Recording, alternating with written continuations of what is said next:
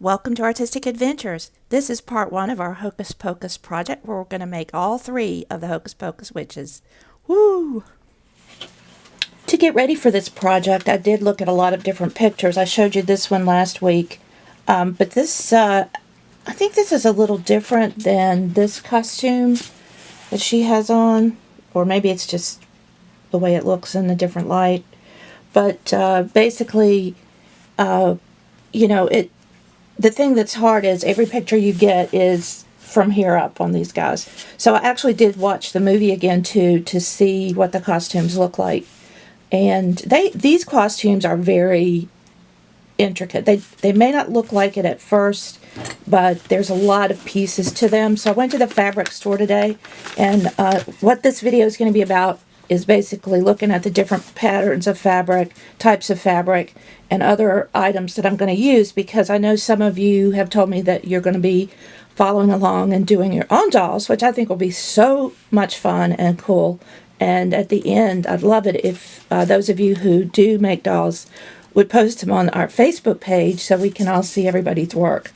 But anyway, I just want to walk you through this so if you are doing it, you kind of know what to prepare for and what sort of supplies that you're going to need. So I am going to use Monster High dolls, probably. I think I have some Draculaura dolls. It's not absolutely necessary that you use the Draculaura doll. If you have other dolls, you can paint the skin if you need to. And because of the extreme facial features, especially on Winifred here, or Bette Midler, you know, with the big teeth and the way the lips are painted, and this gal who's kind of always got this sideways slant of the lips going on, I'm going to be using some epoxy sculpt to mold additional features into the face. This is a two-part sculpting epoxy that you mix together, and you have probably 30 minutes or more to work with it before it starts to harden. So we're going to try to use that to sculpt the faces in, because it's sort of this, it's like almost a grayish green color. We'll have to paint their faces afterwards, so that's going to be something a little different. And the thing about doing some of these intricate things is that we all get to learn some new techniques and ways to customize dolls, and that's cool and fun. Alright, so hopefully this will all work out. So anyway, we're going to have the epoxy sculpt. Some of the things I'm going to do, for instance, on this bodice, there seems to be some like flowered type branches that maybe are embroidered in gold. I'm probably going to paint those in, and also some of these designs on this fabric for this jacket I'm going to paint in, and I'm going to use probably this gold paint. I have the same paint in silver and copper, or bronze, I guess. So if I need those colors, you know, I've got that. She does have a little bit, it looks like maybe purple in here too. So anyway, I've got some different acrylic paints that I can use to paint on some of these designs, because there's no way to really get this fabric exactly the way it is. I did spend a lot of time trying to even get the right colors. So I'm going to start with this character, Sarah.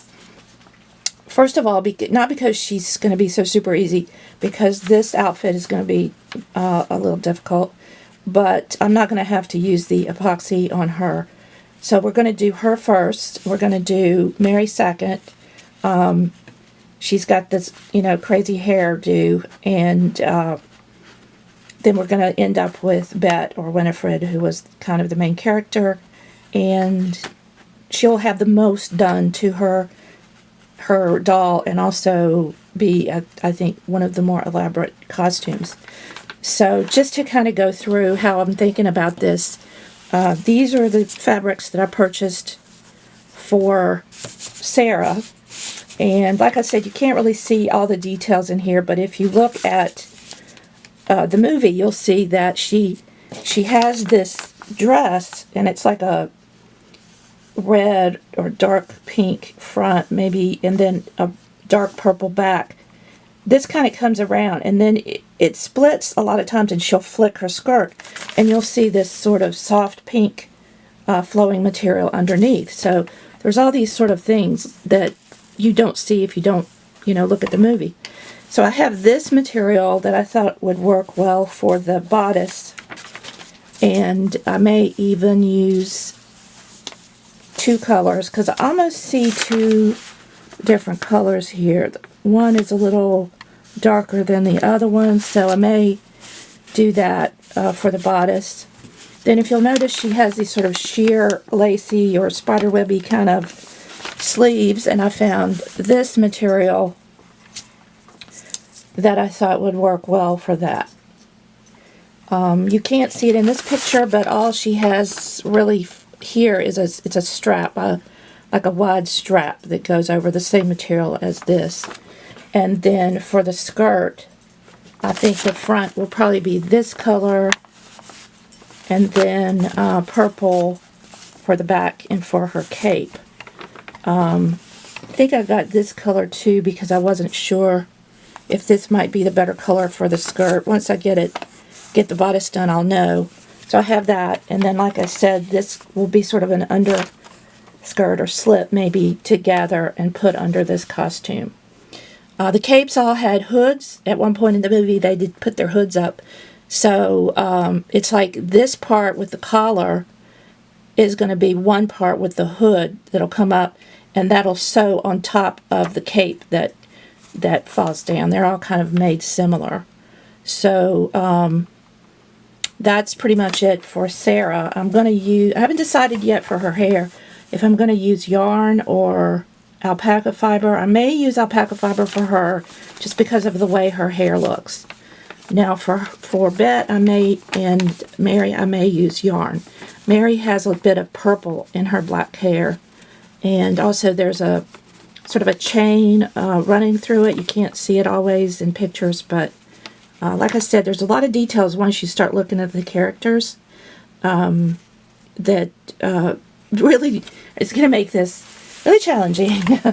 Okay, so for Bet's character, Winifred, same thing with her. She has, you can't see it too well here. Let me see if I can pull it up on my iPad again. In this picture, you can tell that there's a green dress with this purple inlay and then the gold lacing up at the top, and this sort of flares out. But even under that, she had another color that was softer. So I think her dress, the let's see. Oh, actually, I think this goes with her. Oh, well, I'll figure it out. But I think these two were going to be the dress for her. So this will be the green part, and this will be the purple part. And then this would be the coat or the jacket, because it's kind of this velveteen look, kind of a crushed velvet look. And I'll paint the gold on top of that. And then this was going to be the cape color. And also, if you can kind of see, she has that same sort of lace sleeve look. So this is what I got to do that. So you can see it's sort of a lacy spiderwebby look. That'll be the more fitted sleeve for Bet. Okay, I think this is going right. Alright, now for Mary, she had, what I picture her as like more of a less fantastical costume. It was more of the traditional colonial type costume. The clothing is more like linen or cotton and not quite as fabulous or fantastical as the other two characters. So she's got this orange shirt, and the best thing I could find was this cotton that, this is the squares you get, like usually people get to make quilts or whatever. It's just made out of cotton, kind of a rough weave in orange. There's very few orange colors in a fabric store, it's kind of crazy. This is going to be Oh, she has this plaid undercoat. You can't, skirt. You can't really see it in the pictures a lot of times because you're only seeing from here up. But she's got the plaid, this sort of plaid underskirt. And then this, I think is going to be the cape. And then this, wait. Yeah, I think this is going to be the cape. I'm not sure. Oh my god, I forgot now what I'm doing. Oh, I know. This is like the velveteen. Okay, so this is going to be the sort of vest thing because it looks like it's kind of fuzzy. So this will go over this. And then, pretty sure then I was going to have the bottom, this bottom skirt be probably, oh, I think this, yeah. And then the cape is going to be this. No, the cape is going to be this. See, I don't even remember I got all this material. Oh my god, what am I going to do? Yeah, I think this is the cape because this looks sort of crinkly and this is crinkly. So I guess I have some extra pieces because this, if you look at it, the front of the skirt, it's more like an apron and it has some pockets on it, so I may use that and put some square pockets. So I think I have lots of material to work with. If I forget, I may, who knows what's going to end up, but we're trying to do a look that's evocative of these characters. It's not going to be, you know, 100% exact because you can't find the fabrics. My camera just turned off. I have no idea why. Alright, so that's it. That's the fabrics for the 3 costumes.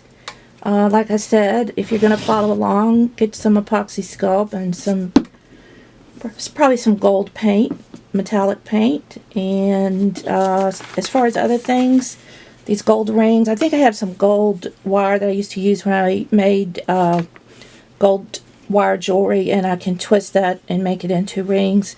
This, if you can find the gold balls trim, it comes on a round thing like ribbon comes on, and then you could just sew it on the edge, the gold ball thing. You can usually find that at Michael's or the fabric store, probably Michael's, in maybe the jewelry section or whatever. She has these buckles that are kind of gold with a green stone, and she just had sort of a gold necklace of some sort. And she does have these long nails. I'm not sure how we'll do those, and some kind of gold earrings. So those are just a few of the embellishments that we might have to work on later. But that's enough to get us started, and we'll start on this doll first, and we'll go as far as it takes us. See how the process goes, if we can get through maybe hair and face, and then work on costume later. They did have some interesting footwear that you can find at times if you watch the movie, but like pointy shoes and stuff and boots. But we'll see how that goes, how we're going to work on those later. Alright, so this is the first video, and I hope you guys will follow along, and it'll be really fun if you'll post your dolls on Facebook after you finish. The finished product here will be a montage. I picture it around a cauldron, because that's how you see them in the movie a lot. And I do want to do that book. If you remember the book, it's sort of a leather book with stitching on it, and it has the eyeball, you know, that opens up. So those are 2 ancillary pieces that we'll be doing, and maybe a broom or 2. Alright, so that's it. We're going to get started on this next week. So stay tuned for Sarah next weekend. Thanks, and bye.